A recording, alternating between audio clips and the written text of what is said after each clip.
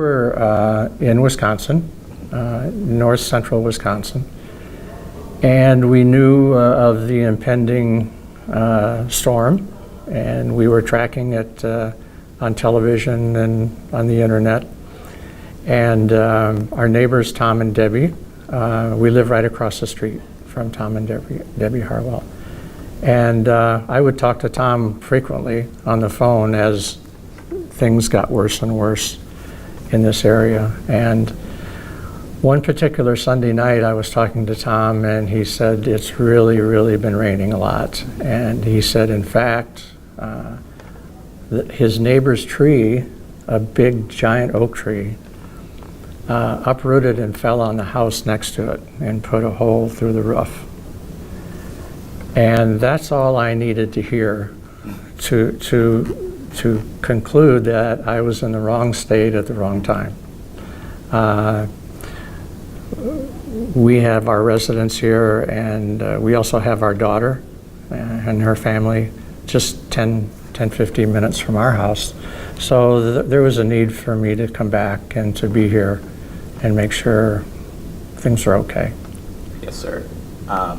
And did you been talking with Tom and because we're at a high point on our street, our road comes in low and comes up high and back down low.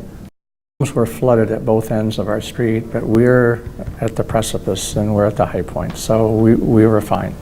I had some flashing damage, some water got in, some windows, but by no means did we have any flooding whatsoever.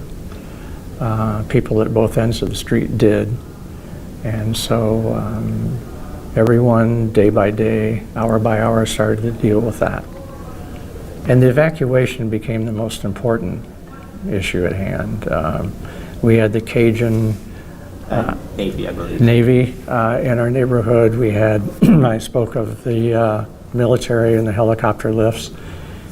And everybody that had an airboat or a flat bottom boat was, even wave runners and personal watercraft were going around up and down. And at the lower ends of the neighborhood, about how much water would you estimate, feet-wise, inches-wise, did these houses receive?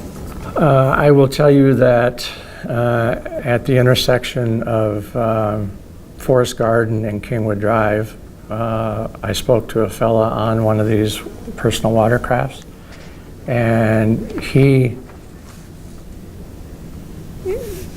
drove down to the intersection, and he stopped in the water, and he was able to reach his hand up and touch the boom that crossed the intersection with the stoplights, hanging stoplights.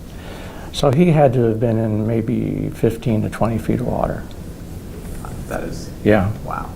At the two ends of our street, the water was covering the stop signs. And I guess the stop sign is 8 to 10 feet.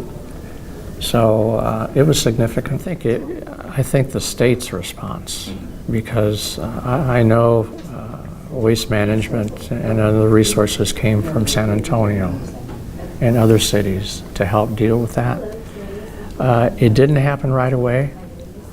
I think because logistically, getting the manpower and the equipment and getting it tapped into and scheduled, it all had to be scheduled, took time.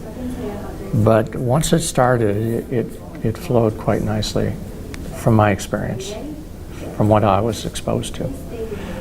But some of these, it was very